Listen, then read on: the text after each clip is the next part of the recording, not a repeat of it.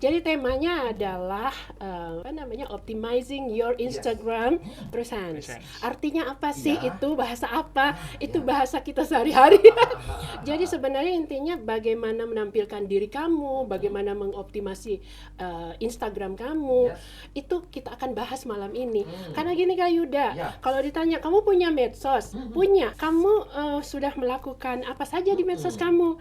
Terus kamu juga punya ide apa? Gitu. Saya banyak ide Kak, gini. Terus sudah dioptimasi belum?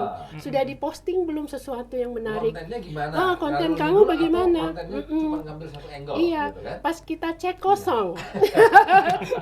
Padahal Rp0. iya Rp0. Padahal kalau saja mereka tahu bahwa potensi Instagram itu salah satunya Instagram ya, umumnya medsos, itu bisa menghasilkan dengan menghadirkan potensi mereka itu. Nah, makanya saya mengajak nih Kak Wawan supaya ayo share ilmunya, knowledge-nya supaya terbuka nih teman Pro 2 yang Gen Z biar lebih optimal lagi. Oke, seperti itu kira-kira. Langsung aja deh Kak, ini Kak Wawan ini. Saya melihat Kak Wawan ini adalah memang KM yang ada. Betul. Jadi rugi kalau nggak diambil ilmunya. Iya, Kak. Nah, seberapa penting sih sekarang ini anak-anak muda sudah harus melek? Mantap ini. Pertanyaan yang sangat-sangat relevan banget ini buat anak-anak muda karena yang tema besarnya hari ini kan digital presence ya. Berarti presensi atau penampilan kita itu dalam dunia digital itu jadi lebih relevan di zaman sekarang. Karena apa? Karena orang melihat orang atau bahkan orang menilai orang itu tuh dari penampilannya di sosial media. Jadinya sosial media yang dulu itu hanya sebagai tempat untuk naruh dalam secara sederhana hanya naruh foto, sekarang tuh bisa jadi tempat naruh portofolio. Bahkan menjadi tempatnya kita tuh membentuk personal brandingnya kita sehingga kita itu mempunyai nilai tambah di mata orang yang mungkin berpotensi untuk mempekerjakan kita dengan potensi tadi yang dibilang Bu Titi. Bu Titi bilang ada potensi untuk mendapatkan hasil yang lebih maksimal seperti itu. Nah itu kurang lebih secara garis besarnya. Luar biasa. Ya, saya kalau dari berbicara mengenai karena memang banyak teman-teman kita termasuk Yuda yang boleh dikata apa lama memang harus ada strategi yang perlu dilakukan ya. Banyak apa yang selalu tidak konsisten kita buatnya. Terus kemudian kita ada malas-malasan kadang-kadang. Nah, inilah yang memang mungkin kita perlu mencara semangatnya malam ini pendengar dan milenial nih. Betul sekali. Jadi pokoknya kita malam ini harus lebih banyak menggali ya, menyimpan informasi dengan baik kemudian mengolahnya. Nah, sekarang ini ada bocoran ya bahwa ada 8 langkah yang bisa kita lakukan kalau teman Pro 2 mau mengoptimalkan potensinya di kita ambilnya Instagram saja dulu ya. Karena semua kan banyak, cuman anak-anak muda kan tuh lebih aware terhadap Instagram.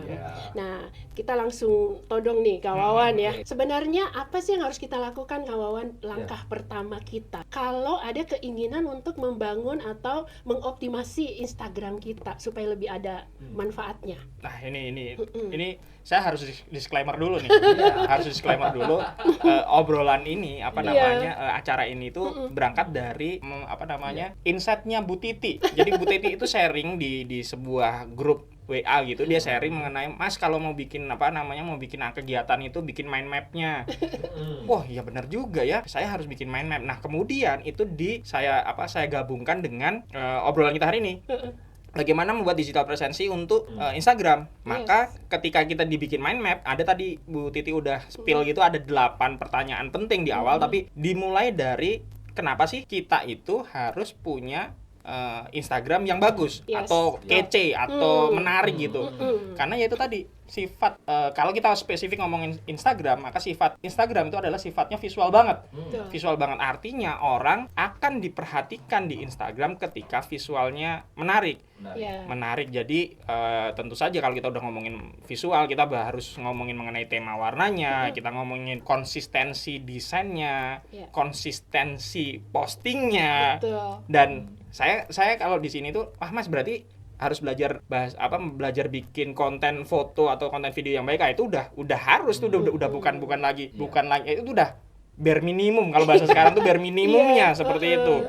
Dan kemudian konten video dan konten foto tadi itu di mix match kan, jadi supaya jadi fit atau beranda yang cukup menarik gitu loh untuk dilihat. Ya kurang lebih seperti itulah. Jadi kesan pertama ya Kak Wawan ya. Kesan pertama harus dibangun dari yang Kak Wawan sebut tadi. Ya betul. Itu ya. Kan selama ini Kak Yuda ya, orang ya bikin-bikin medsos saja. Tapi tidak ada tidak ada tujuannya, tidak ada purpose-nya kan, tidak ada intinya, tidak inilah hanya buat-buat saja. Tidak gitu. punya cerita. Dan menariknya tadi Kak Wawan bilang bahwa memang harus ditampilkan yang menarik, bukan cuma sekedar buat saja, tapi ada sesuatu yang memang enak dilihat dulu nih. Ada buat kisahnya. Orang yang baru mau melihat kita nih, sehingga kita diikuti. Kita semakin banyak followers kita, dan ketika kita membuat dari awalnya sudah bagus, itu orang ikut. Nah, barangkali di situ awalnya nih. Awalnya di situ memang benar Kak Yuda bilang. Saya lupa tadi manggilnya Bu Titi. Kita ganti jadi Kak Titi ya. Kak Titi jadi Kak Titi, Kak Yuda gitu. Benar, udah sesuai gitu. Jadi kita memang harus bagus supaya ya kita tadi visual bagus, tentu saja itu udah kayak jalan pintu masuk yang menarik juga, yang enak gitu. Jadi kalau visualnya jelek ya orang udah nggak tertarik. Apalagi kita harus tahu bahwa yang bikin konten bagus itu bukan cuma kita. Jadi kalau kita nggak bagus, orang lain yang bagus. Orang akan pindah ke yang lain. Jadinya ya udah, kita akan secara digital, secara presensi, kita akan secara penampilan udah tinggalin aja seperti itu. Jadi kurang lebih seperti itu. Tapi menarik itu kalau kita udah ngomongin follower. Nah, follower itu saya bilangnya alhamdulillah. Tapi ini bagusnya algoritma Instagram zaman sekarang itu udah diomongin sama CEO-nya sendiri Instagram, di postingannya CEO-nya Instagram, bahwa algoritmanya Instagram itu sekarang udah agak berubah. Kalau dulu memang berbasis follower. Berapa followernya baru bisa dilihat. Nah, kalau sekarang itu berbasis engagement. Ya, benar. Nah, saya juga sudah melihat perubahan itu. Benar. Kenapa? Itu saya bilang alhamdulillah tadi, itu akhirnya menguntungkan buat konten kreator kecil kayak saya yang followernya cuma 3.000 untuk berpotensi dilihat lebih banyak. Betul. Kejadian di saya itu ada satu video yang ngomongin masalah masalah keuangan gitu. Follower saya cuma 3.000 tapi yang nonton 16.000. Iya, betul. Hal yang tidak mungkin terjadi itu 3-4 tahun yang lalu yang memang berbasisnya follower. Kalau berbasis follower 3.000 paling yang nonton 5%, 10%. Nah, sekarang yang nonton saya bisa sampai 16.000. Nah, itu yang kemudian berkorelasi sama konten yang bagus tadi. Dimulai dari visual yang bagus. Ya memang visual yang bagus tuh tentu saja sangat membantu sebagai pintunya, tapi masuk ke materinya. Kalau materinya jelek, ya udah. Berarti lebih realistis ya sekarang ya penilaian, dan bisa dilihat di dashboardnya juga kan? Itu yang menyenangkan juga itu. Karena dashboardnya kelihatan. Tapi ini banyak juga sih Gen Z belum paham yang kok bisa ada dashboard, ada yang tidak terlihat, ada yang terlihat. Nah, itu kan ada di Pro juga gitu, yang biasa dan Pro. Nantilah itu kelasnya beda. Nah, kita bicaranya yang santai-santai lagi. Santai aja itu jadi teknis banget. Teknisnya ya harus di kelas itu ya. Nah, kesan pertama sudah terbangun ya Kak Yuda ya. Yang kedua, kita harus punya cerita yang menarik. Benar. Ya. Lalu itulah yang akan mendatangkan orang untuk menyukai kita. Nah, apalagi nih? Bisa lanjut lagi atau mau gimana? Saya tertarik nih Kak, karena saya tadi melihat materi tadi. Lebih spesifik ke sana. Soalnya beliau adalah pendamping juga di UMKM. Karena memang lihat ya Kak Wawan, lihat sekarang perkembangan tanah Jawa, dengan teknologi utamanya Instagram ini produk mereka. Betul. Hasilnya ada gitu. Tampilannya menarik dulu. Betul. Isinya apa sehingga orang tertarik. Oke, mungkin ada lagi Kak. Jadi kalau kita sudah melakukan itu ya, ada hal penting lagi Kak Yuda yang harusnya dipahami oleh teman-teman Pro 2 ya, teman Pro 2, bahwa apapun bagusnya tampilan kita, kemudian ceritanya bagus, kalau komunikasinya kurang terbangun dengan baik, juga ada kendala juga ya kawan. Gimana tuh? Benar sekali tuh Kak Titi.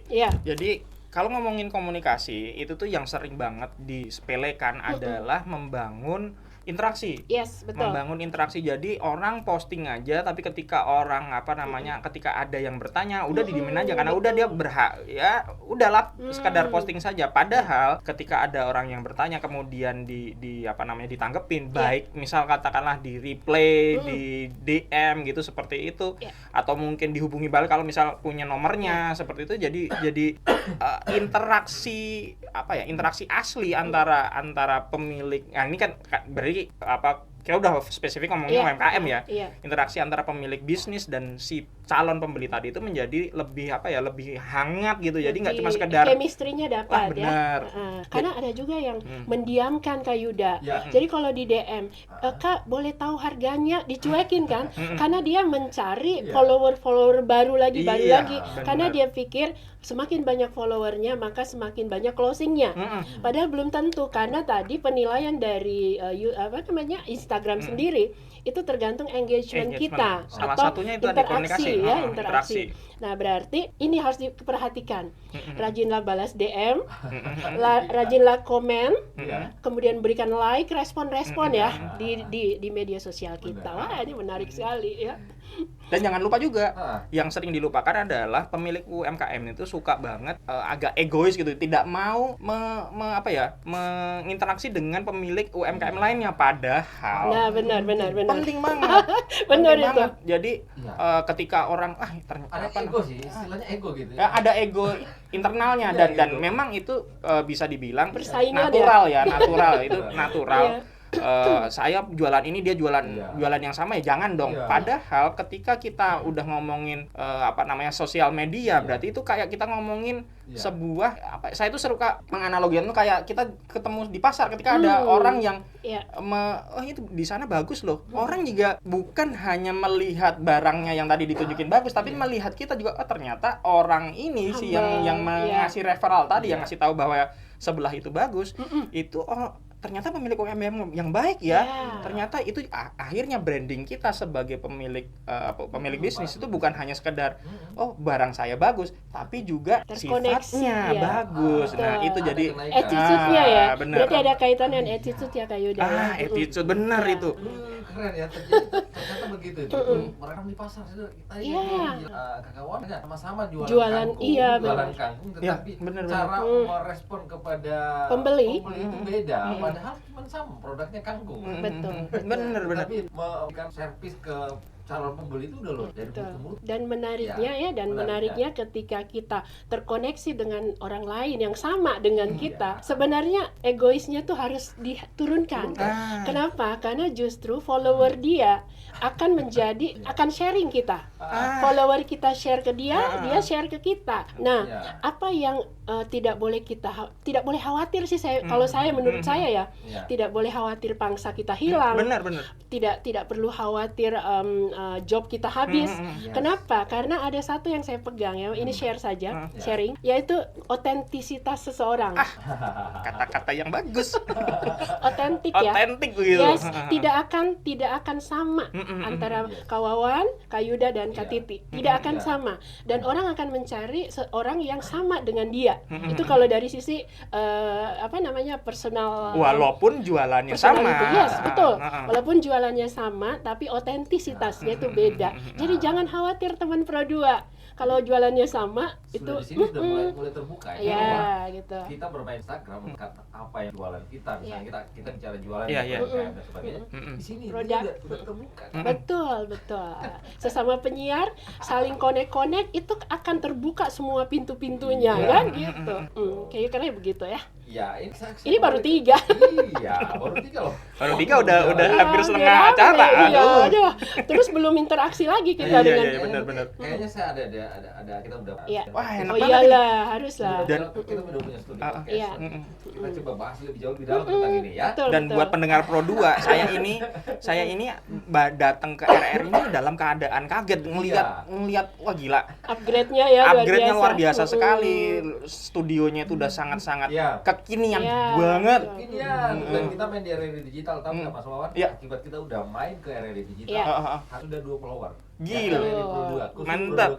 Iya, betul. Makanya tadi kan saya bilang 21 follower yang download RRI Digital. Iya. Jadi antara follow ke sana, follow ke sini, semuanya akan menyatu, muaranya di mana gitu loh. Jadi jangan khawatir jualan kita sama. Makassar aja kalah. Padahal penduduknya Makassar itu 10 kali dibandingin penduduknya Kendari ya. Gila, itu berarti. Betul sekali. Iya, gimana? Jadi Tadi kan baru itu ya, kalau kita sudah komunikasinya bagus, kita aware terhadap followers kita, maka ada lagi nih, kita sudah keren semua tapi masa postingannya itu, timingnya tuh penting juga ternyata ya. Barangkali berbicara mengenai itu postingan, kesan pertama dulu barangkali kalau harus memang diperlihatkan. Inilah personal brandingnya ya. Bagaimana? Jadi ya akhirnya spektrumnya jadi luas banget, mulai dari kapan postingnya, personal brandingnya seperti apa. Seperti itu. Nah, kalau saya pengen menanggapi yang masalah timing posting. Timing posting itu ya kita bisa ngelihat ya timing posting itu seperti apa. Kita bisa cari itu di Google tuh datanya seperti apa, bagusnya di posting di Instagram jam berapa. Tapi itu saya tuh selalu itu saya sederhanakan menjadi postinglah di mana waktu calon pembelimu itu kira-kira lowong gitu. Contohnya misal Kak Yuda, Kak Yuda misal jualan, saya lihat ini Kak Yuda lagi pakai topi keren gitu. Jualan topi yang keren gitu, berarti targetnya katakanlah anak-anak muda. Anak-anak umur 21 sampai 30. Berarti kalau malam dia itu kira-kira bangunnya sampai jam berapa? Kak Yuda mungkin menyimpulkan jam 10 malam. Berarti postingnya ya jam 10 kurang 1 jam gitu, jam 9. Jadi postinglah di mana ada kemungkinan mereka itu punya waktu lowong. Jadi kalau disederhanakan seperti itu ya, postinglah di saat mereka waktu lowong. Dan satu lagi, jangan malu, jangan males buat posting berulang seperti itu. Walaupun konten yang sama diposting berulang, konten yang sebelumnya dihapus aja nggak masalah. Seperti itu. Dan captionnya. Wah, caption itu. Dan captionnya kadang-kadang Gen Z ya, apalagi UMKM pemula, kemudian Gen Z pula, itu kadang-kadang cuman posting gambar. Tidak ada lagi. Jadi padahal caption tuh menentukan juga orang suka atau tidak itu. Dan menentukan konversi. Yes, betul sekali. Dan menentukan konversi. Konversi ini saya artikan perubahan perilaku ya. Perubahan perilaku itu maksudnya dari yang sebelumnya cuma ngelihat gambar terus kemudian ngeklik apapun yang kita suruh, atau dari sebelumnya ngeklik apapun yang kita suruh menjadi beli. Nah, kalau captionnya itu bahasa teknisnya itu adalah tidak ada call to action-nya. Betul. Ya udah. Menguap begitu aja, CTA-nya lah gitu, menguap begitu aja. Langsung klik beli gitu ya. Misal caption udah foto bagus gitu, tapi nggak ada perintahnya klik di sini atau hubungi ini, ya udah. Tadi Mas Wawan sudah melakukan call to action loh di RRI tadi ya. Benar. Langsung tinggal klik aja. Nah itu namanya call to action. Klik aja. Jadi saya itu buat teman-teman Pro 2 gitu, jadi saya itu beberapa kali itu saya membuat postingan di stories mengenai kegiatan ini yang memang dia mengarahkan langsung untuk digitalnya. RRI. Jadi langsung Pro 2 RRI itu kan memang ada share-nya gitu, saya ambil supaya begitu dia klik langsung. Seperti itu ya, dari kemarin beberapa kali posting, dan karena ini platform digital, saya jadi tahu berapa orang yang sudah mengklik. Betul. Terlihat. Nanti saya buka dulu datanya. Kita bicarakan masalah caption tadi, Bu. Bagaimana, Bu? Jadi banyak orang kan tidak peduli dengan caption. Padahal caption itu kan terkait dengan storytelling kan. Nah, branding kita sudah bagus, personal branding oke, copywritingnya mantap lah. Tapi kita tidak masuk ke storytellingnya. Nah, storytelling itu yang kadang-kadang bikin orang jadi, saya mau ikuti terus deh, ceritanya bagus gitu kan. Keren sekali perjalanannya misalnya, terus perjuangannya, ya kan? Jadi kalau di digital marketing itu memang storytelling penting sekali gitu. Untuk sebuah jualan sekalipun produk itu harus di storytellingin gitu. Jangan cuman posting begitu. Jadi orang seandainya agak kasar ya, agak enak gitu kalau dijojelin beli ini, tidak dikasih tahu. Itu hard selling ya. Hard selling. Ya memang ada kalanya memang harus ada hard selling juga. Tapi pada umumnya 80% 90% dari dari postingan sosial media kita, apalagi Instagram gitu, yang memang visual, memang harus penting berarti yang namanya review. Kalau lagu ada intro dulu. Benar sekali. Bicara review, kita review juga jam tayang kita maunya kapan ya kan kawan? Misalnya kita juga tidak letterleh ini untuk mengikuti dashboard. quote. Karena kadang-kadang ya kita tuh punya pengalaman empiris kan. Oh, followers kita sukanya jam sekian, followers kita subuh, followers kayak misalnya saya followersku tuh di Facebook tuh subuh, habis sholat subuh. Terus kalau di Instagram itu jam 10 ke atas gitu loh. Jadi itu empiris. Dan Kak Titi, Kak Yuda, follower itu berubah. Iya. Follower itu berubah. Berubah itu dalam artian sifatnya berubah, bahkan yang sering orang lupakan adalah follower itu bertambah usianya. Iya. Nah, jadi benar. saya dulu 2019 mungkin follower saya itu belum menikah. Nah, 2024 5 tahun kemudian kan sudah banyak yang menikah gitu, sudah mulai banyak menikah. Akhirnya kan bahasanya mengikuti gitu. Jadi kita harus paham itu juga. Benar Mas Wawan itu. Wah, keren ya.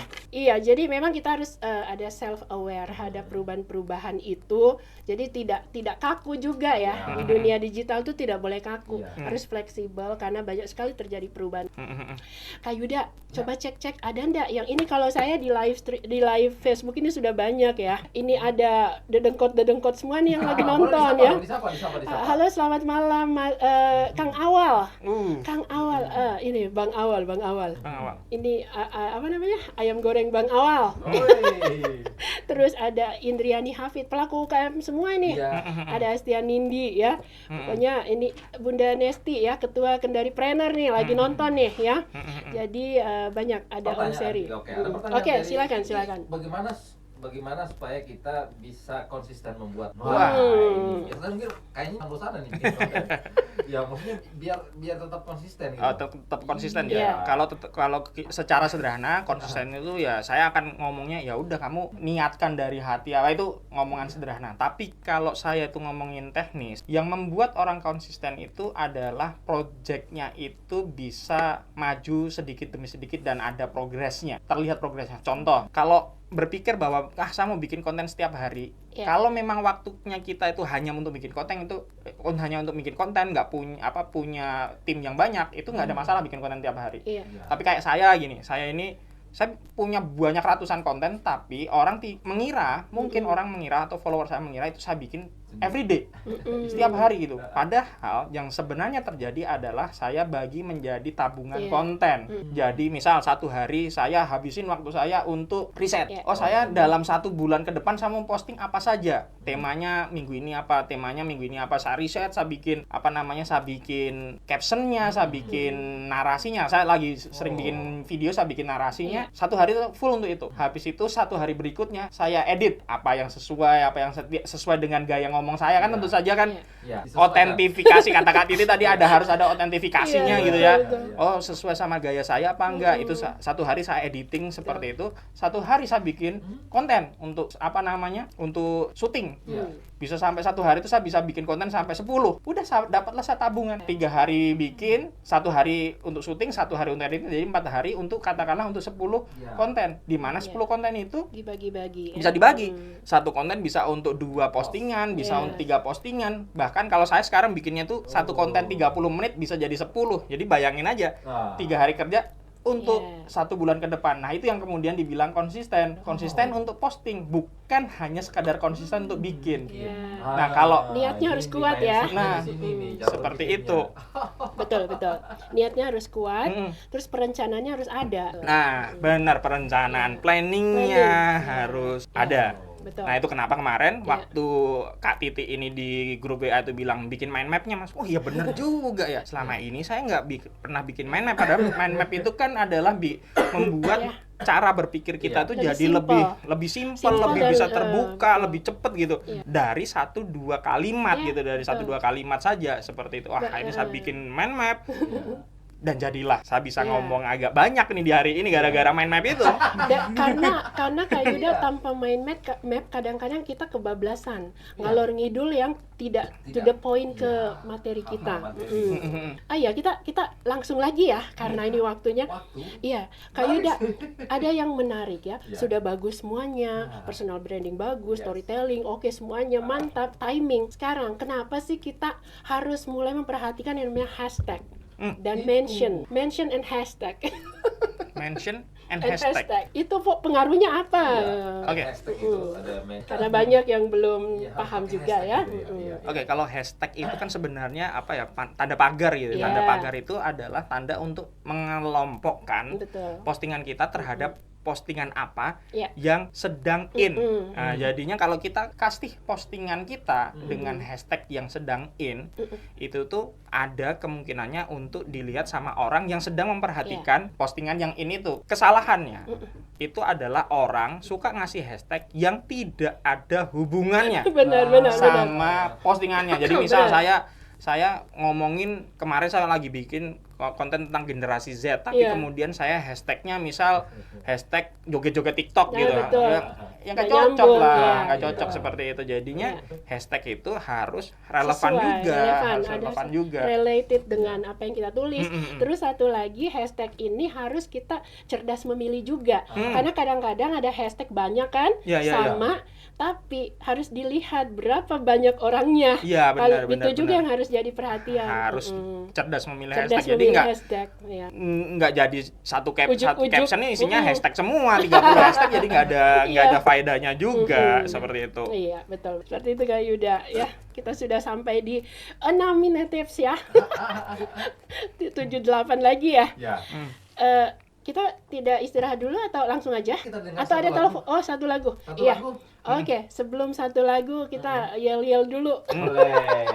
Kita akan lebih semangat lagi. Biar semangat. Sembari nanti kita menunggu di RRI Digital atau main Instagramnya Pro2 Kendari, lihat Pro2 Kendari atau mungkin ada yang boleh. banyak ramai bertanya.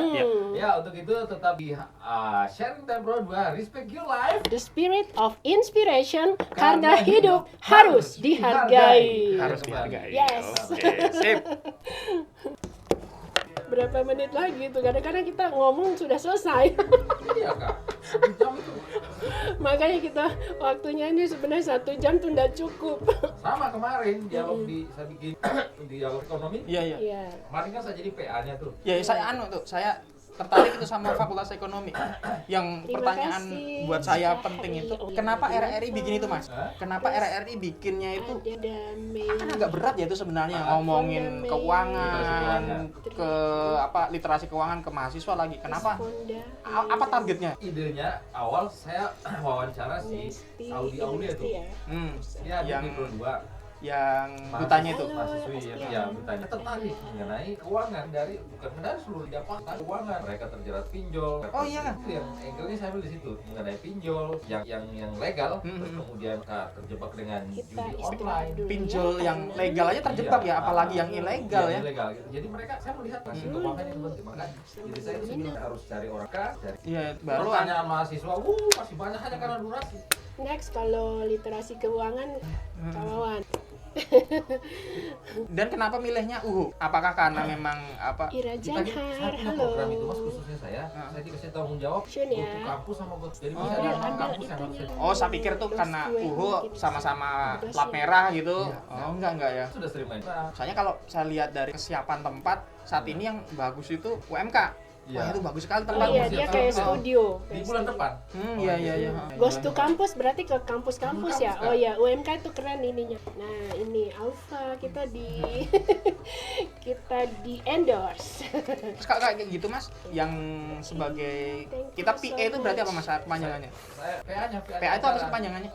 Penanggung jawab acara. Penanggung jawab acara. Yang menyusun pertanyaannya gitu. Itu gimana Mas? Saya yang susun. Oh, berarti jenengan riset juga? Riset juga begitu? Iya, Mas. 2 hari lah ngulik lihat-lihat. Ini. Literasi digital, literasi keuangan kalau dibawakan lebih ke Gen Z itu lebih. Setelah itu, Mas, lebih ke remaja. Teman-teman saya di pemerintahan banyak. Itu siapa anunya? Teman-teman dari yang kejar saya. Oh iya, di sini. Ada BI yang ya dengan orang BI. Dia bilang, teman Ferry, anak Pro2 itu, Yuda. Boleh dong kita diundang. Mereka juga. Halo, Nayani Tombili. Makasih sudah nonton. Memang ya, oke, kita mulai lagi. Oke, Pro2, jaga malam, jangan galau malam-malam. Oke, masih kita ada di Sharing Time Pro2 di Respect Your Life, The Spirit of Inspiration, karena hidup harus dihargai. Wah, Karya kita harus dihargai. Harus dihargai. Benar. Karya kita harus dihargai. Betul Karya sekali. kita, ngapain kita konten-konten? Iya.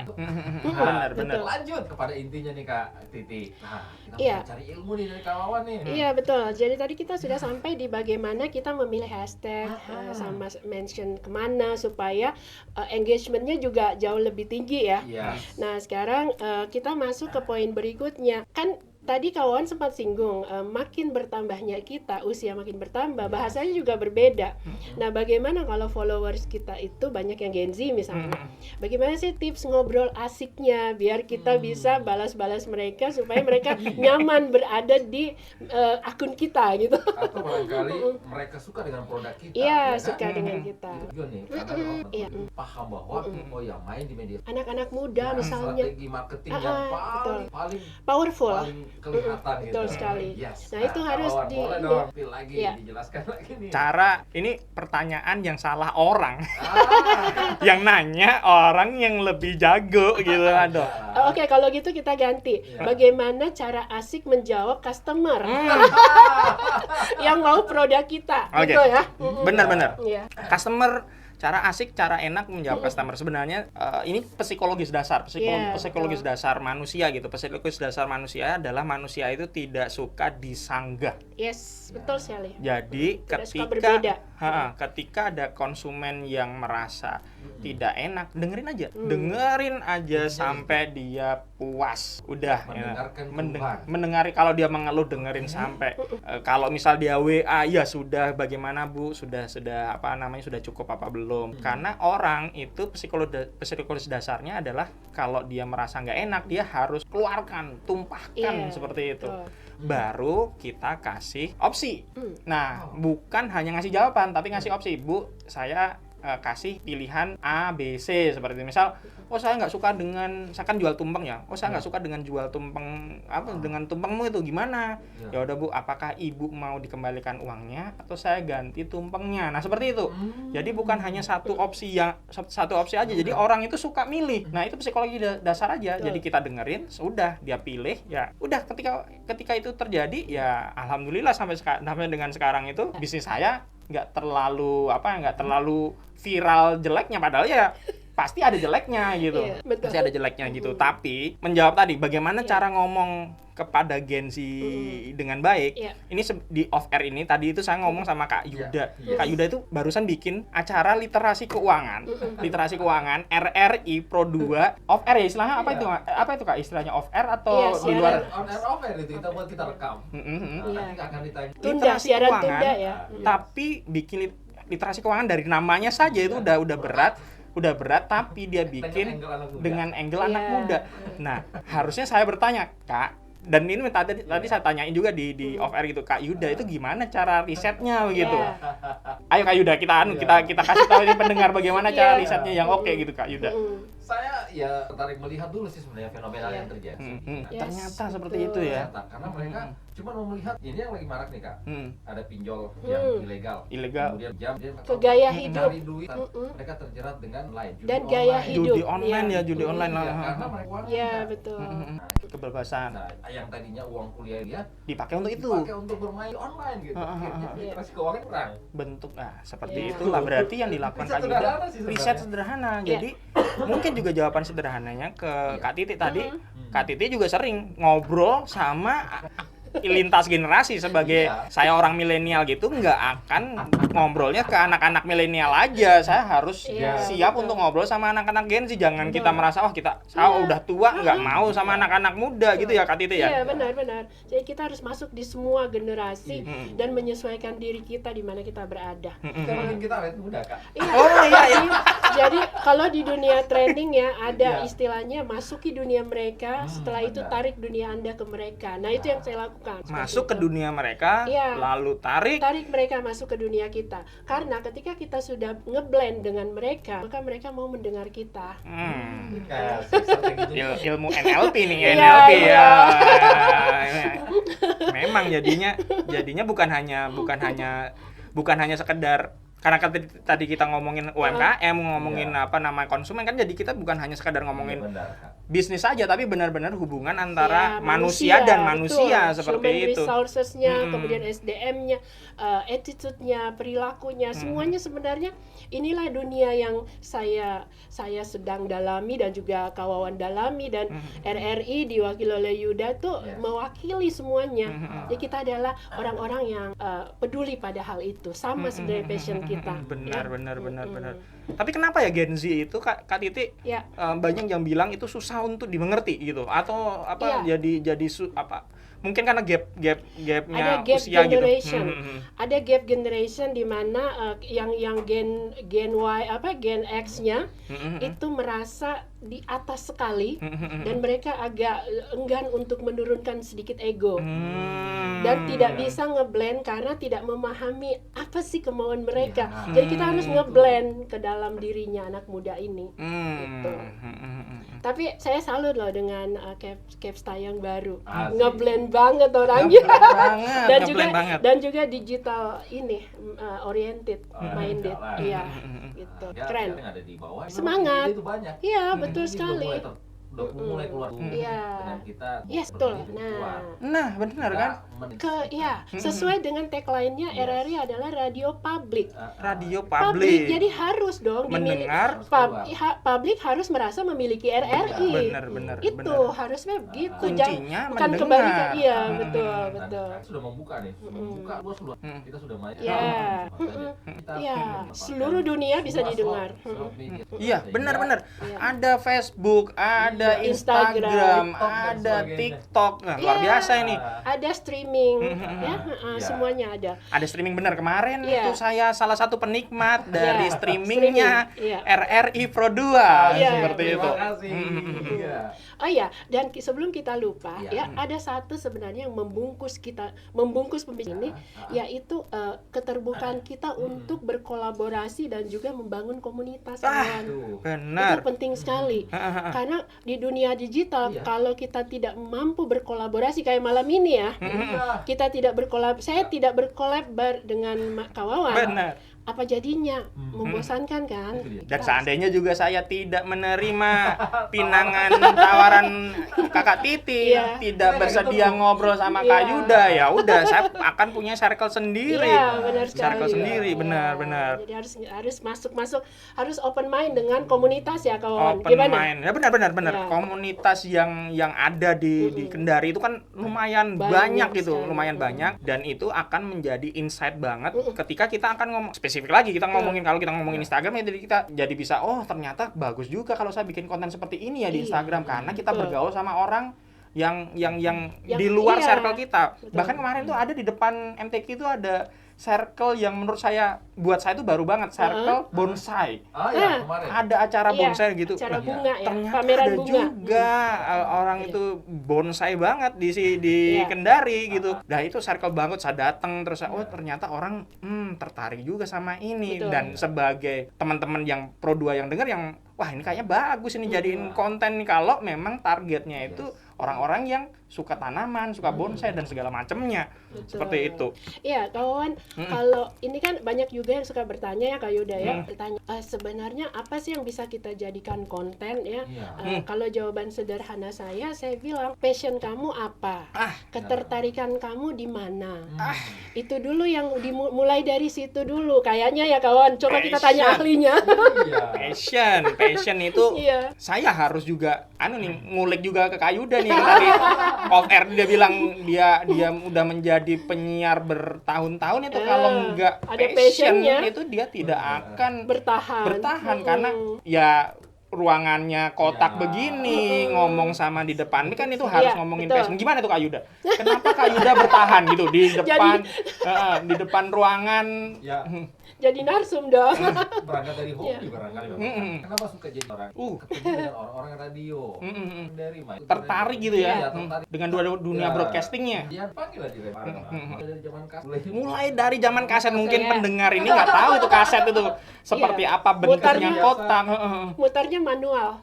Beralih ke CD, yang digital gitu, yang sudah enak banget gitu. dari zamannya kaset. Nah, itu. Iya, kenapa bisa ya? Oh. Kalau itu setiap melek informasi. Gitu. Mm-mm. Kalau penyiar nggak buka informasi, nggak ada. Tidak dan orang. Iya. Sebut jam, sebut Sebut judul artis. lagu, Tidak ada berita, tidak gosip ada gitu. informasi, kan? Nggak menarik. Jadi Bener. ada sesuatu ada. Iya. Nggak menarik bukan? Nah, itu. Sama barangkali dengan konten. Ketika Mas Wawan benar. bikin konten, Benar sekali. Itu dan kalau dibeli bahasa orang kalau ada produk kita. benar. Dan Iya. itu kalau bahasa Iya. pelatihannya disebut dengan growth mindset. Yes, growth mindset. Iya kan?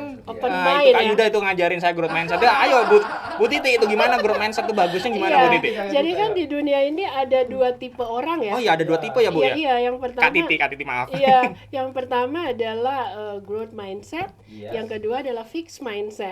Fix mindset dulu Kak Titi. Ya, fixed mindset itu merasa bahwa ya sudah segitu-gitunya, saya tidak bisa berkembang lagi. Oh. Saya memang sudah ditakdirkan menjadi orang yang seperti ini, Dia seperti menyempitkan sekarang. pikirannya Iya. sendiri. Menyempitkan pikirannya dia sendiri. tidak bisa lagi, dia Oh. tidak punya gambaran tentang saya masih bisa upgrading loh. Sudah tidak ada fix. Ada anak muda bilang fix, nggak bisa, gitu ya. Kalau dulu bilang, sudah Sudah, nyaman saja deh." sudah. Zona nyaman aja. Iya, nggak bisa kasihan begitu memang misalnya Iya, bahasanya seperti gitu ya. itu, ya. Nah, Begitu, ya. bahasa kendarinya. Nah, kalau yang growth ini open mind. Jadi mereka ketika ada informasi mereka dengarkan. Iya. Mereka terbuka untuk mendengar. Nah, malam ini teman Pro 2 pasti ya ada dua itu, ada dua kategori itu kawan. Ada yang fixed mindset, ada yang growth mindset. Pasti mereka berpikir, oh iya ya, ternyata Instagram itu bisa lebih powerful lagi. Lebih powerful lagi. Iya, tapi bagi yang fixed mindset itu sudah deh begitu saja di Begitu Instagramku. saja. Seperti itu kira-kira gambarannya. Seperti yang dilakukan RRI. Ya. Growth mindset-nya RRI adalah mengubah pendekatannya kepada Ya. audiensnya. Kalau teman-teman buka Instagramnya Pro 2 RRI, itu tuh kelihatan banget kok, kelihatan Ada banget progress bahwa ya. progresnya itu adalah progres untuk berkembang. Betul. Dimana itu tadi dengerin maunya teman-teman Pro 2 seperti itu. Jadi bagaimana bagusnya Bu Titi kalau buat pendengar untuk meningkatkan growth mindset-nya? Iya, jadi kita harus banyak sumber pembelajaran. Kita harus banyak literasinya harus banyak. Harus buka. Kan sekarang dunia sudah menyediakan kemudahan ya. Melalui internet, kita tinggal klik. Sayangnya, nah ini lagi, sayangnya ya, banyak orang yang keren-keren handphonenya, pintar-pintar gadgetnya, tapi mereka tidak memaksimalkan potensi gadget itu. Jadi yang pintar handphonenya aja, orangnya nggak smart. Betul, yang pintar handphonenya. Padahal kalau itu dioptimalkan pemakaiannya, itu pasti bisa menuju suasana baru dan semangat baru. Benar sekali. Kalau kayak ini waktu perjalanannya sudah 1 jam. Waktunya singkat. Iya. Nggak terasa gitu. Yang terakhir ini dari Kakak Wawan, Iya. walaupun kata Iya. dari perbincangan kita mengenai Instagram, mengenai mencari angle, terus Iya. kemudian berada di dunia UMKM luas. Mencari ini kan dan menjadi kebutuhan Iya, teman-teman. betul. Oke. Silakan. Kalau saya menutup menutup jadi kayak menutup acara ini ya, bukan. Kalau saya sebagai kata-kata menyimpulkan obrolan ini, saya itu akan dengan sangat bersemangat itu bilang kalau mau lihat progres yang bagus, coba lihat saja buktinya RRI Pro 2 di Instagram. Kelihatan sekali progresnya, mulai dari captionnya, mulai dari gambarnya, visualnya, angle-nya, caranya RRI membuat sebuah konten itu menjadi menarik sehingga menjadi lebih dekat lagi ke audiensnya teman-teman Pro 2 ini. Akhirnya ketika menjadi lebih dekat lagi, saya suka dengan kata relevansinya terhadap kebutuhan pendengar itu menjadi lebih bagus. Seperti itu Bu Titi, seperti itu Kak Yuda. Dan satu hal ya, teman Pro 2, kalian harus ingat, nyata dengan mengoptimalkan potensi meta kita bisa mendapatkan penghasilan. Contohnya malam ini Kawawan ya. Kawawan ini dia berafiliasi dengan Google. Tahu enggak apa yang diberikan Google kepada beliau? Seperangkat berangkat alat dapur yang canggih-canggih karena beliau adalah catering, perusahaan catering besar juga di Kendari. Iya, jadi pertanyaannya, menghasilkan tidak medsos itu? Menghasilkan jika ada afiliasi yang melirik kita, ada brand yang melirik kita. Nah, caranya supaya dilirik, perbaiki personal branding kita. Kemudian yang kedua adalah tampilan dari medsos kita. Kemudian perbaikin literasi bahasanya, diksi-diksinya harus perbaiki juga ya. Dan banyak hal, belajarlah terus karena semua ada di genggaman. Semuanya ada di genggaman. Itu kayaknya Kak Yuda. Jadi kalau pertanyaannya adalah mau diapakan tuh IG-nya kita biar bermanfaat? Ya sudah, optimalisasi dari ya. Jangan lagi ada yang kosong-kosong ya IG-nya ya. Dan follow kita dong, pendengar ya. Iya. Cerita Wawan. Cerita titik Wawan. Ya benar. Iya. Cerita titik Wawan. Iya, titik. Ya. Terus Kak Titi ya, Titi Puspitawati sama FB-nya juga. Silakan. Titiek Puspitawati E-grade ujungnya ya. Terima kasih Kak. Wawan sudah mau hadir luar biasa. Namun spesial saya kalau bisa ditambah-tambah. Iyalah. Next time ya Kak. Next time kita undang lagi dengan tema yang lain. Iya. Boleh. Ini keren juga. Oke, terima kasih Kak Titi sekali lagi. Oke, thank you so much. Semoga apa yang kita bahas malam hari ini bisa menjadi insight baru, bisa menjadi penyemangat baru, dan bisa menjadikan kita pribadi-pribadi yang terus berkembang dan bisa menjadi manfaat bagi banyak orang. Amin. Nah, baik, teman Bro 2, demikianlah kebersamaan kita untuk di sharing time Bro 2 di Respect Your Life. The spirit of inspiration, karena hidup harus dihargai. Bye-bye. Selamat malam. Bye-bye.